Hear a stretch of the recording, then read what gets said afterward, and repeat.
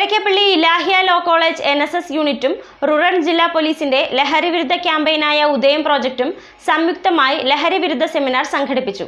Ilahia law college seminar ഹാളിൽ നടന്ന പരിപാടി മൂവാറ്റുപുഴ പോലീസ് സ്റ്റേഷനിലെ senior civil police officer Bibil Mohan class നയിച്ചു.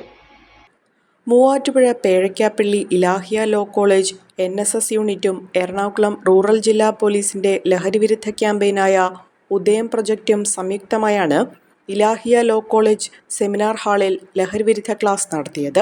മൂവാറ്റുപുഴ പോലീസ് സ്റ്റേഷനിലെ senior civil police officer Bibil മോഹനാണ് ക്ലാസ് നയിച്ചത്.